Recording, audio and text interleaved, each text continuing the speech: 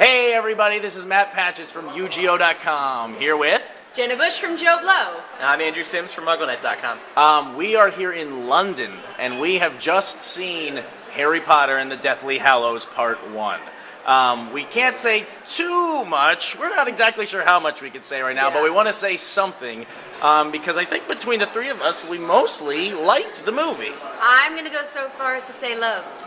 You loved the movie. There are things I can take apart, but loved. Was it your favorite one? Ooh, that's a tough one, because with the books, the 7th was really hard to read because everything was ending, and it was really hard to watch for the same reason, so I don't know if I can say it was my favorite. Did you love it? I need to digest it more. It's a lot. It's 2.5 hours. And I was saying to you on our way back. I think we need to see Part 2 first before really making a decision on how good Part 1 is. Absolutely. The movie, while it has a conclusion, it definitely feels like Part 1 of 2. Oh, yeah. And I would be excited to watch both movies back to back. Yeah. I think that's going to be pretty I would do insane. a marathon. I would absolutely do a marathon. But people are going to have issues with where it ended, and I don't see how you could avoid that. I think people will have their issues.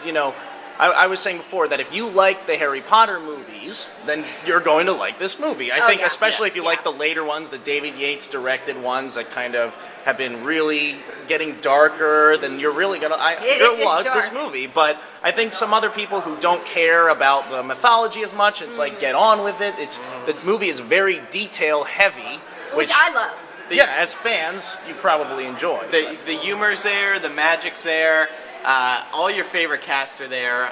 There are many. There are nods to some things that some people who write some fan fiction will enjoy. I can't say any more than that. Jenna Bush's fan fiction can be found at... I do not. I my swear bad. I do not write fan fiction. I have course. never written fan fiction. I've read bad ones though. Fair enough. But yeah, there's a ton. There's new faces, old faces. It's definitely a who's who. Even if it's for a couple seconds, it's like, oh, remember him from movie 3? And that's good. I think it's good to see everyone that we've seen in the series so far, come back for these final 2 films. And we'll see more nice appearances in Part 2, I think. My biggest worry is that you might start hearing some negative reviews or reactions to the movie by people who might not be that enthused by the world that has been set up, that we can't wait to pay off, and I have a Gryffindor scarf. Yeah, so you loved every woven moment. One of the people who came to the screening was wearing a Gryffindor scarf. That's true. That was Frosty from Collider, just for the record.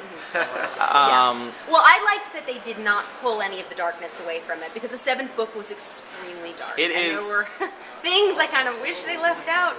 It's actually a bit darker than I expected. I will say that. Yeah, I was not expecting it to be quite as dark. It's a gritty movie. I mean, what I really loved about it is that you take these characters who Hogwarts has always been a very magical place, and then you throw them into the middle of the woods, and it gets real. The photography is actually amazing.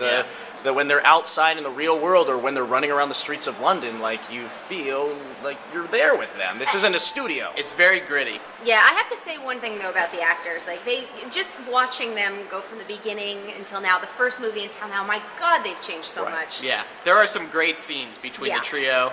Harry and Ron's fight is a big moment. I think that's going to be a fan favorite over the entire series, as well as Hermione and Bellatrix too. That was really good. There's some good face-offs, wrapping up some storylines I've been brewing for a long time. The payoffs are generous in this film.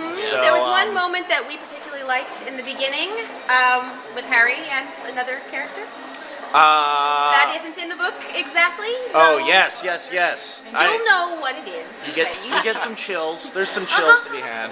But just to kind of wrap up here, I think the consensus is thumbs up from us about just being fans of the series. And I know one of the trepidations that some people had when they released that first trailer, it was like, oh, Harry Potter, it's the franchise that defines a generation. It's like the most amazing franchise. Never but you know what?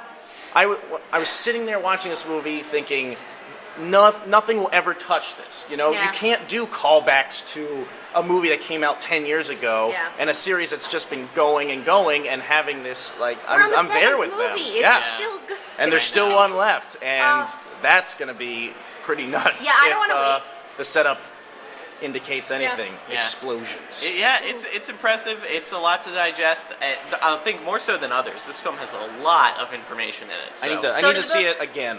Yes. I think. Yes, me too. Cool. Well, on that note, I bid you adieu, and we'll see you for the second movie in the summer. Bye.